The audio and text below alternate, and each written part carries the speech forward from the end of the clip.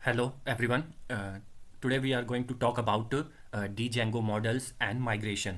सबसे पहले हम कुछ चीज़ें हैं जो इसमें जान लेंगे कि Django मॉडल क्या होता है और माइग्रेशन किस लिए यूज़ होते हैं। सबसे पहले मैं बता दूं Django मॉडल्स जो होते हैं वो होते हैं हमारे डेटाबेस क्रिएट करने के लिए। ये क्लास होती है जिसे हम एक अपनी फील्ड्स बनाते हैं और जो कि माइग्रेट करने पे हमारा डेटाबेस में कन्वर्ट कर देती है।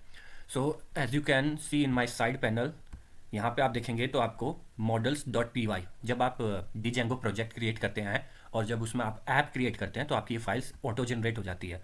तो आपको ये उसके अंदर आपके प्रोजेक्ट के नाम के अंदर वो मिल जाएगा। तो मॉडल्स डॉट पी वाई आपको ये दिख रहा होगा स्क्रिप्ट, हम इसको ओपन करेंगे। तो यहाँ पे जो है वो आप अपने मॉडल्स लिखते हैं।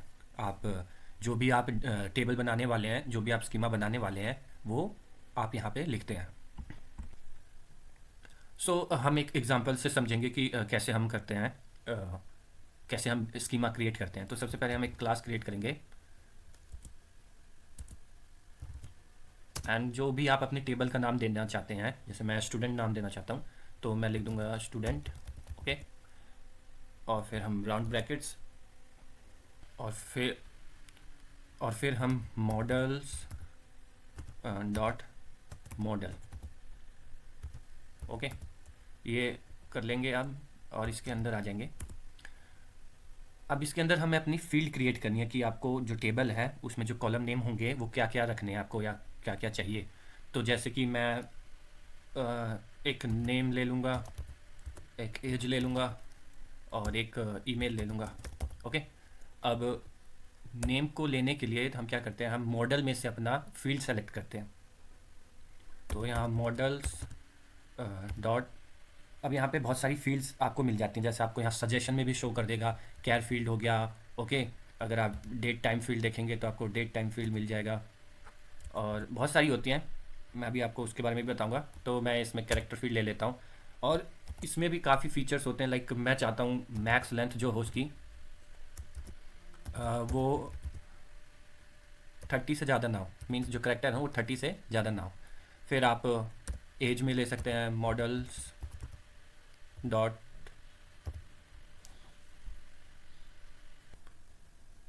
जैसा कि आप जानते हैं कि हमारा जो एज का डेटा टाइप होता है वो इंटीजर होता है, तो इसमें हम इंटीजर फील्ड लेंगे।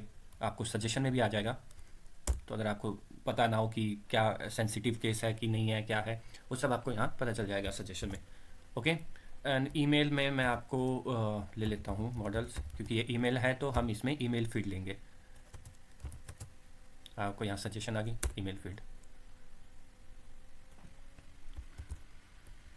ये आपका एक स्कीमा, एक मॉडल क्रिएट हो गया जो कि अभी आप जब हम माइग्रेट करेंगे तो ये कन्वर्ट हो जाएगा आपका डेटाबेस में।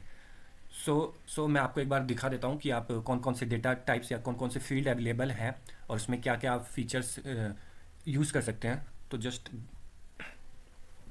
तो आप जस्ट गूगल कर सकते हैं डीजेंगो मॉडल्स पे और आपको यहाँ पे सारा जो डॉक्यूमेंट्स है, इसकी ऑफिशियल डॉक्यूमेंट्स है, आप यहाँ पे पढ़ सकते हैं। जैसे कि मैंने अभी आपको दिखाया था कैरेक्टर फील्ड, इसमें मैक्सिमम लेंथ दे रखा है कि आप इतने कैरेक्टर्स में डाल सकते हैं। एंड हम नीचे जाएंगे,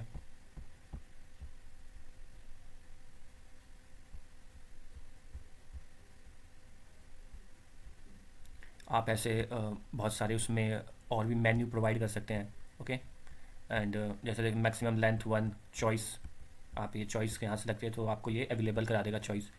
एंड आप ये पढ़ सकते हैं बहुत सारा इसमें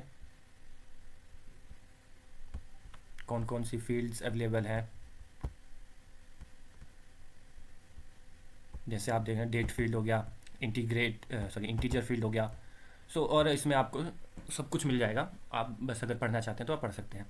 okay, back to our editor and हमने यहाँ पे अपना मॉडल क्रिएट कर लिया है।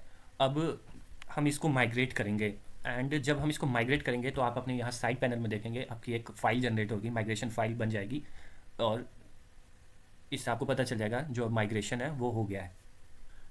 बेसिकली माइग्रेशन आपका जो अगर ये जो मैंने मॉडल क्रिएट किया है इससे इसके कंपैरिजन में एक आपका डेटाबेस क्रिएट कर देगा। अगर नहीं है तो, अगर है तो वो उसको अगर देखेगा मॉडिफिकेशन है तो उसको वो मॉडिफाई कर देगा और उसके लिए वो एक और आपका माइग्रेशन फाइल जनरेट कर देता है आपके साइड वाले पैनल में। मैं शो कर दूंगा आपको तो आपको बेटर अंडरस्टैंडिंग हो जाएगी।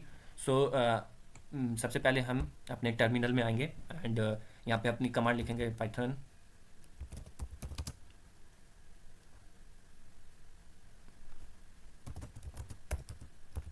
manage.py एंड यहाँ पे टाइप करेंगे मेक माइग्रेशन।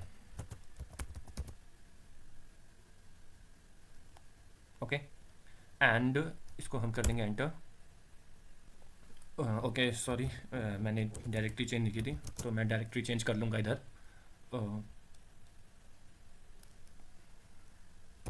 माई प्रोजेक्ट या, तो मैं अपनी डायरेक्टरी में आ गया and now we are going to run our this code.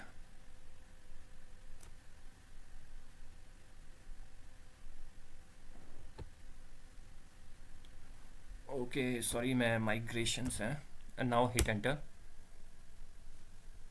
अगर ऐसा आप मिस्टेक करते तो आपको ये बता भी देता है। आफ्टर रनिंग दिस कमांड अब हम अपनी सेकंड कमांड रन करेंगे।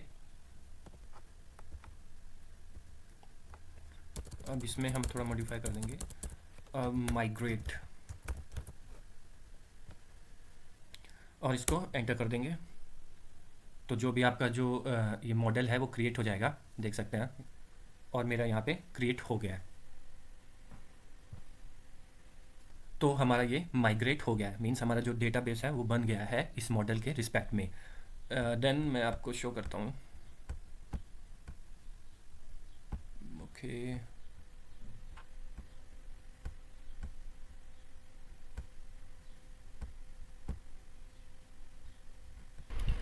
Sorry for interruption. एक्चुअली मेरे को थोड़ा सा इसमें थोड़ा सा मिस्टेक हो रहा था कि मेरा फाइल नहीं क्रिएट हो रही थी। अब आप जैसा देख सकते हैं मेरी यहाँ 2 फाइल क्रिएट होगी, क्योंकि मैंने 2 बार माइग्रेशन किया है। एक बार टेस्ट मॉडल का बना के माइग्रेट किया था, और एक मैंने जो स्टूडेंट का मैंने एग्जांपल आपको बताया है अर्लियर, उसका मैंने किया है। सो इसमें आप जैसा मैंने पहले बताया था, नेम एज ईमेल लिया था, मैंने यहाँ टेस्ट मॉडल चेक किया था। इसको मैं आपको बाद में बता दूंगा, ऐसा इसमें कुछ है नहीं, इसका कुछ लेना देना नहीं है अभी, ये तो मैंने बस चेकिंग के लिए किया था। और क्योंकि मैंने पहली बार किया था तो मेरी ये फ़ाइल बनी थी, और दूसरी बात मैंने किया तो मेरी स्टूडेंट के नाम से फ़ाइल बनी है, क्योंकि मेरा स्टूडेंट एक मॉडल है। और फिर मैंने अपने चेक करने के लिए मैंने अपने DB शेल में गया, मैं अपने DB शेल में गया एंड चेक करने के लिए मैंने अपना शेल खोला, और शेल के अंदर मैंने एक कमांड रन की, from check models import student.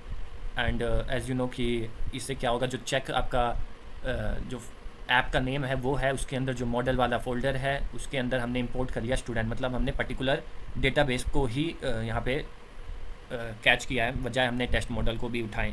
तो ये इस लाइन से आपका ये बताता है। एंड द सेकेंड थिंग, आपका जो रिकॉर्ड है इसमें मैंने क्या किया है, सॉरी मैंने यहाँ टेस्ट मॉडल का ले लिया, सॉरी ये वाला है मेरा।